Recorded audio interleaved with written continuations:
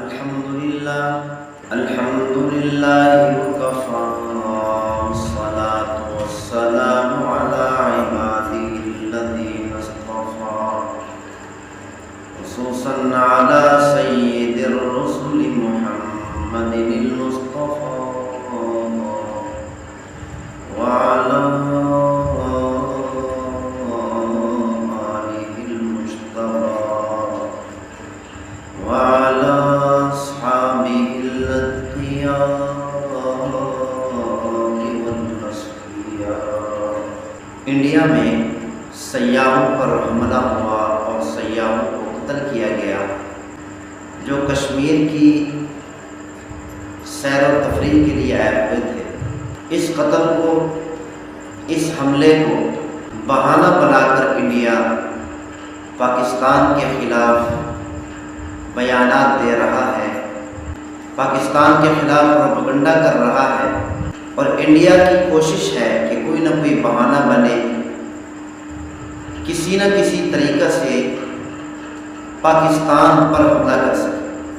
جب بھی انڈیا میں امن کے خلاف کوئی واقعہ رونما ہوتا ہے تو پاکستان اور پاکستان کا میڈیا انڈیا کی مخالفت نہیں کرتا، انڈیا کے خلاف بیانات نہیں دیتے، انڈیا کے خلاف باتیں نہیں کرتے۔ پاکستان اور پاکستان کے میڈیا کی طرف سے انڈیا کے حق میں بیانات دیے جاتے ہیں اور امن کے خلاف رونما ہونے والے واقعے کی مذمت کی جاتی ہے، کیونکہ پاکستان میں انڈیا کے خلاف کسی قسم کا کوئی پروپیگنڈا نہیں ہوتا۔ لیکن جب پاکستان میں کسی قسم کا کوئی امن کے خلاف کوئی واقعہ پیش ہوتا ہے، کوئی تخریب کاری ہوتی ہے خدا نخواستہ، تو انڈیا پاکستان کے خلاف باتیں کستا ہے، پاکستان کا مذاق اڑانے کی کوشش کرتا ہے۔ انڈیا سے مراد انڈیا کی عوام نہیں ہے، بلکہ انڈیا سے مراد مودی سرکار ہے، کیونکہ پاکستان اور انڈیا کی عوام، ان کے دلوں میں آپس میں کوئی نفرت نہیں، بلکہ بہت سے مواقع ایسے آتے ہیں جہاں پر ہمیں یہ محسوس ہوتا ہے کہ انڈیا اور پاکستان کی عوام آپس میں محبت کرتی ہے، اور اسی طرح انڈیا کی عوام مودی سرکار کے حق میں نہیں، مودی سرکار پر مطمئن نہیں، کیونکہ مودی سرکار کو انڈیا کی عوام لے کر نہیں آئے، بلکہ غیر ملکی طاقتوں نے، غیر اسلامی طاقتوں نے بڑی محنت کر کے، جستجو کر کے، کرپشن کے ذریعہ سے، دھاندلی کے ذریعہ سے مودی سرکار کو انڈیا کی حکومت دی ہے تاکہ پاکستان کے خلاف پروپیگنڈا کیا جا سکے، پاکستان کے خلاف پروپیگنڈا کرنے میں آسانی ہو، مسلمانوں کے خلاف نفرت پھیلانے میں آسانی ہو، مسلمانوں پر ظلم و ستم کرنے میں آسانی ہو۔ مودی سرکار کے آنے سے پہلے انڈیا کے اندر مسلمان اور غیر مسلم، مسلمان اور ہندو کے آپس میں کوئی لڑائی نہیں، کوئی جھگڑا نہیں تھا۔ جب سے مودی سرکار آئی ہے، اس مودی نے مسلمانوں پر ظلم و ستم کرنا شروع کیا، مسلمانوں کا جینا حرام کر دیا انڈیا میں۔ میڈیا پر دکھایا جاتا ہے کبھی مسلمانوں کو ڈنڈوں سے پیٹا جا رہا ہوتا ہے، کبھی مسلمانوں پر کس طریقے سے ظلم کیا جاتا ہے، کبھی کس طریقے سے ظلم کیا جاتا ہے، اور اسی طرح انڈیا میں مساجد کو گرایا جاتا ہے۔ جب سے مودی سرکار آئی ہے اس وقت سے انڈیا میں مسلمانوں پر ظلم و ستم ہو رہا ہے، ظلم و تشدد ہو رہا ہے۔ تو اس سے یہ معلوم ہوتا ہے کہ مسلمان اور ہندو کی آپس میں کوئی نفرت نہیں انڈیا میں، مسلمان اور غیر مسلم کی آپس میں کوئی نفرتیں نہیں ہیں، ان کا آپس میں کوئی جھگڑا نہیں۔ دراصل جھگڑا ہے تو مودی سرکار مسلمانوں کا ہے۔ مودی سرکار چاہتی ہے کہ مسلمانوں پر ظلم و ستم کیا جائے، تشدد کیا جائے مسلمانوں، اور اسی پر عمل کیا جا رہا ہے۔ جبکہ پاکستان میں جب سے سیاحوں پر حملہ ہوا ہے ہندوستان میں، اس وقت سے پاکستان کے اندر کئی لوگ ایسے ہیں جو فوج کے خلاف باتیں کر رہے ہیں، فوج کے خلاف آوازیں اٹھا رہے ہیں، بلکہ عوام کو چاہیے آرمی چیف سے 10-20 اختلافات ہو سکتے، پاکستانی حکومت سے اختلافات ہو سکتے، فوج سے اختلافات ہو سکتے، سینکڑوں اختلافات کے باوجود جب مسلمانوں کے مقابلے میں مسلمان کا دشمن ہے، پاکستان کا دشمن ہے، اب پاکستانی پوری عوام کو چاہیے کہ پاکستانی فوج کی مخالفت نہ کرے، بلکہ پاکستانی فوج کا ساتھ دے، پاکستانی فوج کے خلاف باتیں نہ کرے، پاکستانی فوج کو بدنام کرنے کی کوشش نہ کرے، بلکہ پاکستانی فوج کی حوصلہ افزائی کی جائے کہ روزانہ پاکستانی فوج کے کئی نوجوان شہید ہو رہے ہیں، لاشوں پر لاشیں آ رہی، اور پاکستانی عوام گھروں میں بیٹھ کر، میڈیا میں بیٹھ کر ان نوجوانوں کے خلاف باتیں کس رہے ہیں، پاکستانی لوگ فوج کے خلاف باتیں کس رہے ہیں، یہ فوج پاکستان کی حفاظت کر رہی ہے۔ اب پاکستان کے پاس بچا کیا ہے؟ پاکستان کے پاس نہ صحت کے لیے کچھ ہے، نہ کھانے پینے کے لیے کچھ ہے، صرف ایک دفاع باقی رہ گیا۔ اگر پاکستانی عوام نے فوج کی مخالفت شروع کر دی، خدا نہ خواستہ ایسا وقت آ سکتا ہے کہ کہیں پاکستانی فوج دفاع سے پیچھے رہ جائے، کہ جب فوج دیکھے گی کہ جس پاکستانی عوام کے لیے ہم جدوجہد کر رہے ہیں، جس پاکستانی عوام کے لیے ہماری لاشیں گری جا رہی، جس پاکستانی عوام کی حفاظت کے لیے ہم اپنی جانوں کی قربانی دے رہے، وہی پاکستانی قوم ہمارا مذاق اڑا رہی، ہمارے خلاف باتیں کر رہی ہے کہ کہیں یہ فوج پاکستان کے دفاع سے پیچھے نہ ہٹ جائے۔ اگر خدا نخواستہ کبھی ایسا ہوا، اللہ نہ کرے، تو پھر پاکستان کا حال بھی عراق جیسا ہوگا، لیبیا جیسا ہوگا، پاکستان کا حال بھی شام سے اور کشمیر سے مختلف نہیں ہوگا۔ تو اسی لیے چاہیے پاکستانی عوام کو کہ پاکستانی فوج کا ساتھ دے، پاکستانی فوج کی مخالفت نہ کرے۔ خاص طور پر جب پاکستان کا مقابلہ دشمن سے ہو، اس وقت پوری قوم کو ایک ہی پلیٹ فارم پر کھڑے ہو کر متحد ہونا چاہیے، اور متحد نظر آنا چاہیے، اتفاق اور اتحاد سے نظر آنا چاہیے، نہ کہ ایک دوسرے کی مخالفت کرتے ہوئے۔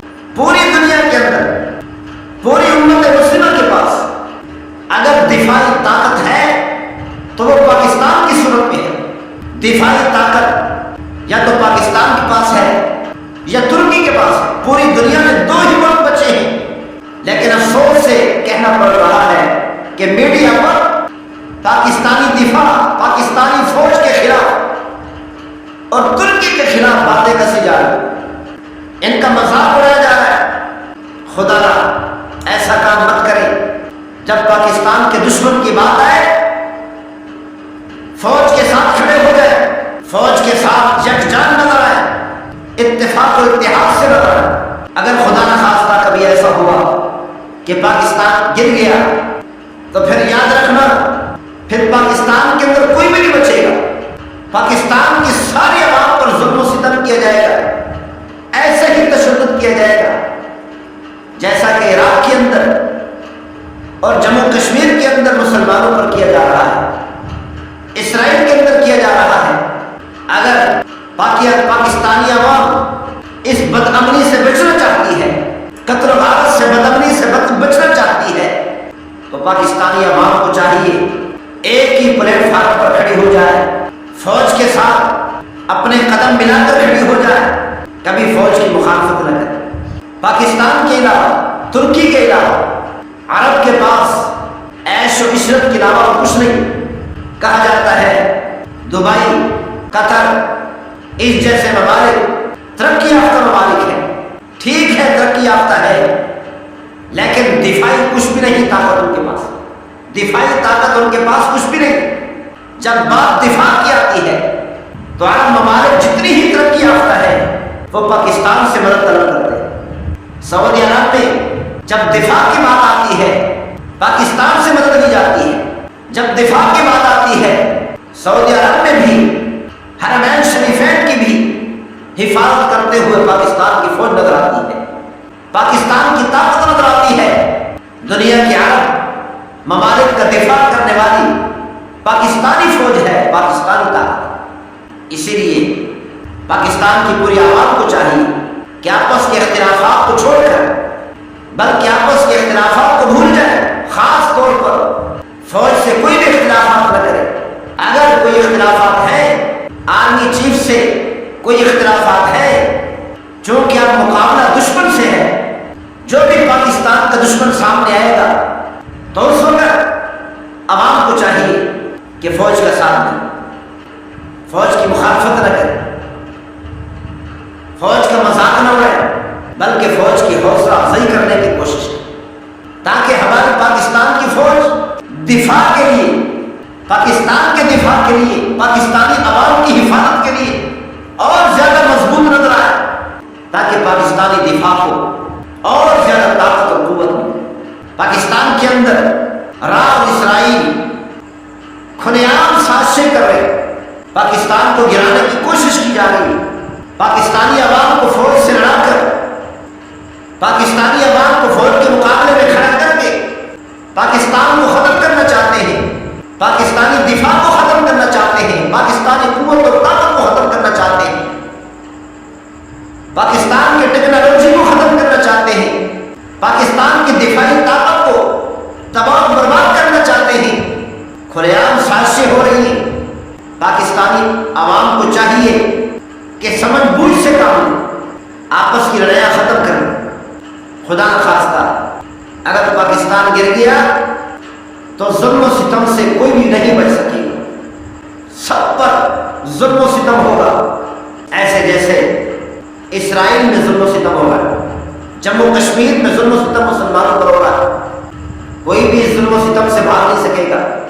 پھر بین الاقوامی طاقتیں آ جائیں گی، امن معاہدے اور امن قائم کرنے کے بہانے سے پاکستانی ذخائر پر قبضہ کر لیں گے اور پاکستانی ذخائر سے استفادہ کریں گے، جیسا کہ عراق کے اندر ہوا، ملک کے شام کے اندر ہوا۔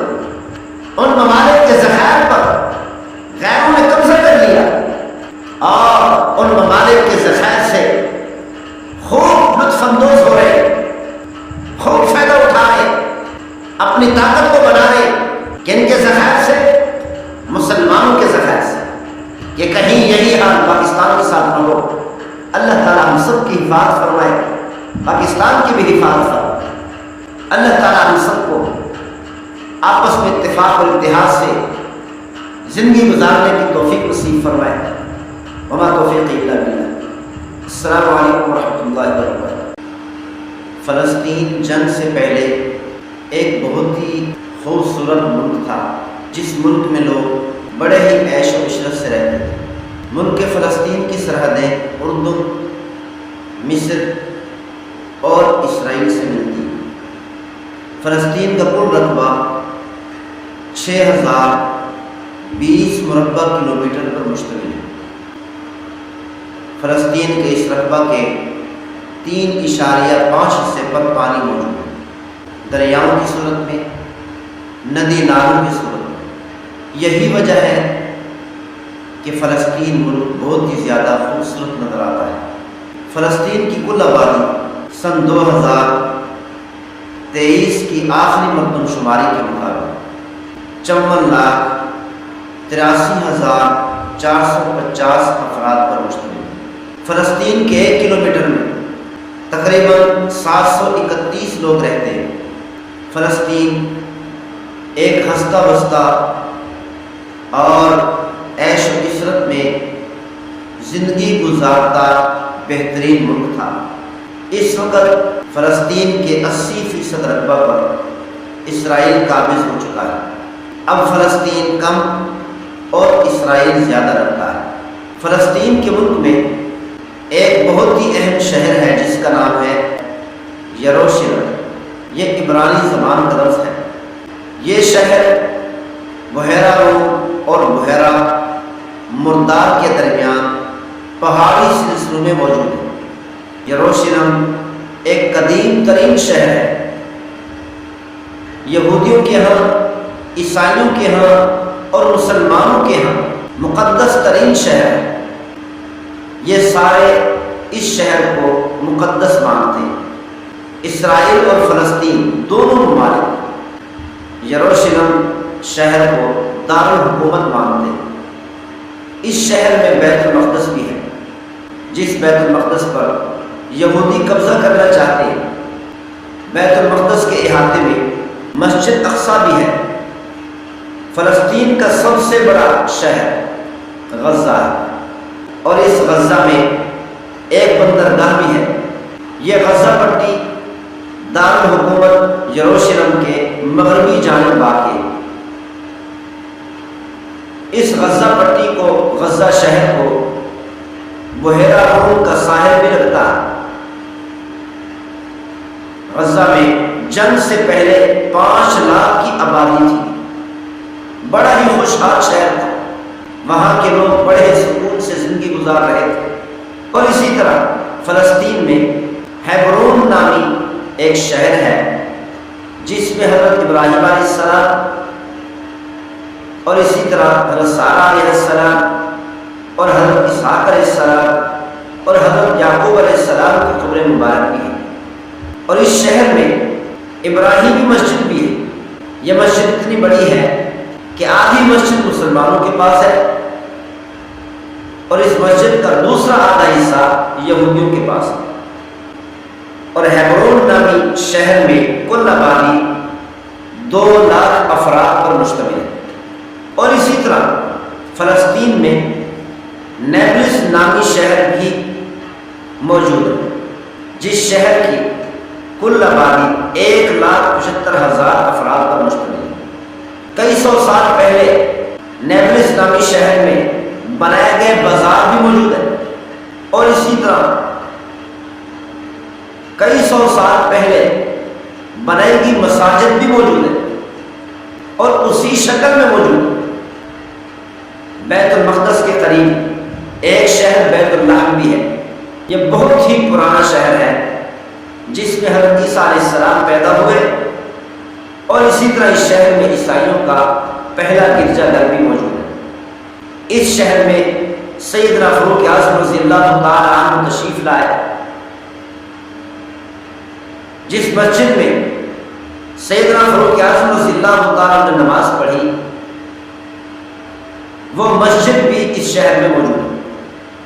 اس شہر میں حضرت داؤد علیہ السلام کی ولادت و سعادت ہوئی، اور اسی طرح بیت اللہ نامی شہر میں حضرت سلیمان علیہ السلام کو بادشاہت بھی ملی۔ یہ شہر قدیم تاریخ سے بھرا پڑا ہے، اور اس شہر کی کل آبادی 25,000 افراد پر مشتمل ہے۔ اور اس شہر پر بہت سو نے حکومتیں کی۔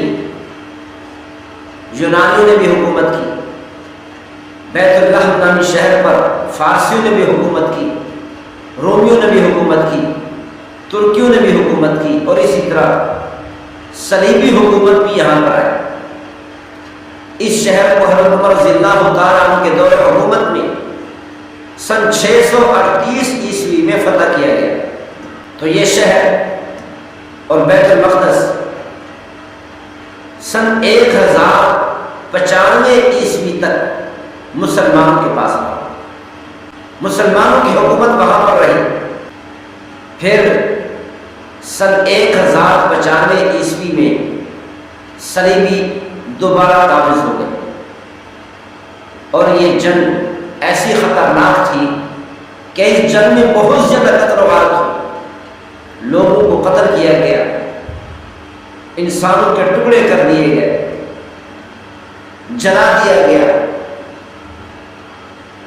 سن 1291 عیسوی تک صلیبیوں کا قبضہ رہا۔ پھر سن 1516 عیسوی میں عثمانیوں نے فتح کیا بیت اللہ کو، بیت المقدس کو۔ تو کئی سو سال تک اس شہر پر حکومت ترکیوں کی رہی۔ ترکیوں نے اس شہر پر، بیت المقدس پر حکومت کی۔ اس کے بعد پہلی جنگ عظیم ہوئی، جب خلافت عثمانیہ کا خاتمہ ہوا، خلافت عثمانیہ کو ختم کیا گیا۔ اس پہلی جنگ عظیم نے انگریزوں نے قبضہ کر لیا۔ عثمانیوں کی شکست کے دوران یہودیوں نے فلسطین میں مہنگے داموں زمین خریدنا شروع کر دی اور آباد ہونا شروع ہو گئے۔ پھر دوسری جنگ عظیم میں ہٹلر نے یہودیوں کا قتل عام شروع کر دیا، یہودیوں کو چن چن کر قتل کرنے لگا۔ جب یہودیوں نے دیکھا کہ ہمیں قتل کیا جا رہا ہے تو ادھر ادھر دوڑے لگانا شروع کر دی، حتیٰ کہ فلسطین میں پہنچے تو پوری دنیا میں سب سے زیادہ یہودیوں کی دوڑیں فلسطین کی طرف لگنا شروع ہوئی، کیونکہ فلسطینی مسلمانوں نے ان یہودیوں پر رحم کرتے ہوئے، رحم دلی کی وجہ سے یہودیوں کو پناہ دی، تو یہودیوں نے فلسطینیوں کے ساتھ رہن سہن شروع کر دیا۔ وقت گزرتا رہا، بالآخر یہ یہودی فلسطینیوں کے گھروں پر قابض ہونا شروع ہو گئے۔ اسی طرح یہودیوں نے فلسطینی زمین مہنگے داموں بھی خریدنا شروع کر دی اور آباد ہونا شروع ہو۔ سن 1947 میں اقوام متحدہ میں ایک اجلاس کے دوران یہ مسئلہ رکھا گیا تو اقوام متحدہ نے اس اجلاس میں فلسطین کو تقسیم کر دیا، تو 15 مئی سن 1948 میں فلسطین 2 حصوں میں تقسیم ہو گیا اور اسرائیل بھی وجود میں آ گیا۔ جب فلسطین کی تقسیم ہوئی، فلسطین کی تقسیم اسی طرح ہوئی کہ فلسطین کا ایک حصہ اسرائیل کو دے دیا گیا اور دوسرا حصہ فلسطینیوں کے پاس رہا۔ اس کے بعد عربوں نے کئی جنگیں لڑی، لیکن اسرائیل قابض ہوتا چلا گیا۔ اسرائیل کے قبضہ کو مسلمان ختم نہ کر سکے، یہ عرب جنگیں لڑتے رہے، لیکن اسرائیل کے قبضے کے سامنے آڑ نہ بڑھ سکے۔ فلسطین میں قومی زبان عربی ہے۔ فلسطین میں 3 کرنسیاں چلتی ہیں۔ سمندر کے کنارے غزہ کی پٹی کی صورت میں ایک شہر ہے، اس شہر کے بیک سائڈ پر لمبی دیوار ہے اور سامنے سمندر ہے۔ دراصل یہ دیوار اسرائیل اور غزہ کی حدود اور بارڈر ہے۔ یہودیوں نے یہ دیوار سن 1994 میں سیکورٹی کے لیے اور فلسطین پر قبضہ کرنے کے لیے تعمیر کروائی تھی۔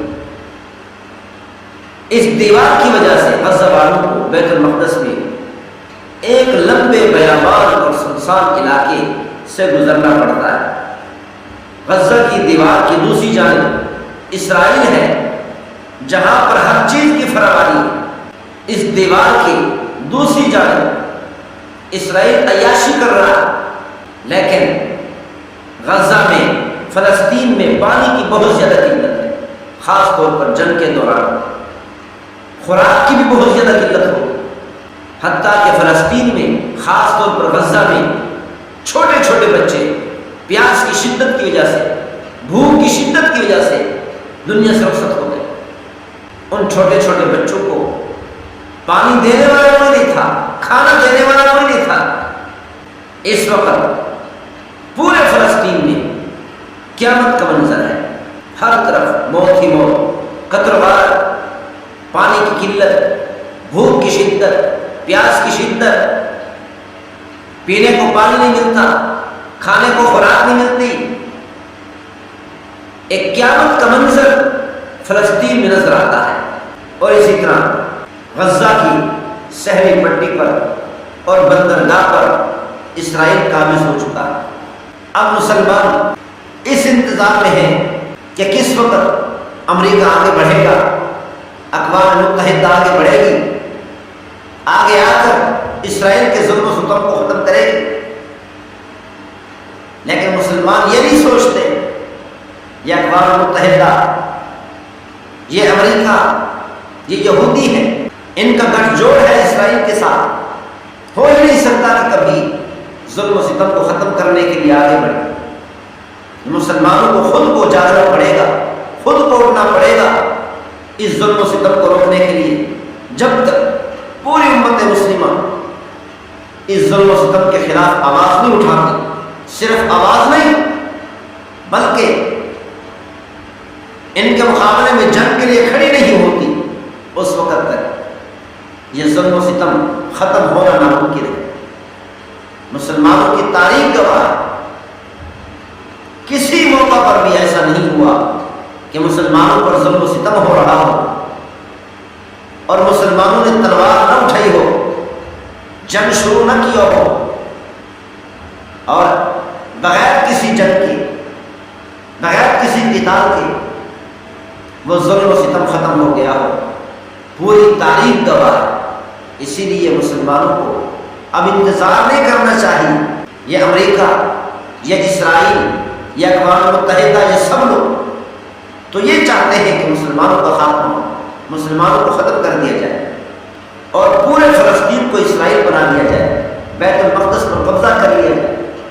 جب یہ لوگ دیکھتے ہیں کہ فلسطین کے اندر جو مسلمان اسرائیل کے خلاف لڑ رہے ہیں، جہاد کر رہے ہیں، وہ آگے بڑھ رہے ہیں، اسرائیلیوں کو قتل کر رہے ہیں، ختم کر رہے ہیں، تو پھر پروپیگنڈا بناتے ہیں، منصوبہ بناتے ہیں، ایک منصوبے کے تحت آواز اٹھاتے ہیں کہ ہم مذاکرات کی میز پر آتے ہیں، مذاکرات کا بہانہ بنا کر ان مسلمانوں کو جنگ سے روک دیتے ہیں۔ جب مسلمان منتشر ہو جاتے ہیں تو پھر مسلمانوں پر، فلسطینیوں پر ظلم و ستم کے پہاڑ توڑنا شروع کر دیتے ہیں۔ یہ تو کافروں کی عادت رہی ہے، یہودیوں کی ایک پرانی عادت رہی ہے۔ یہ عادت اس وقت تک ختم نہیں ہو سکتی جب تک مسلمان متحد ہو کر نہیں اٹھیں گے۔ اللہ تعالیٰ ہم سب کو عمل کرنے کی توفیق نصیب فرمائے۔ وما توفیقی الا باللہ۔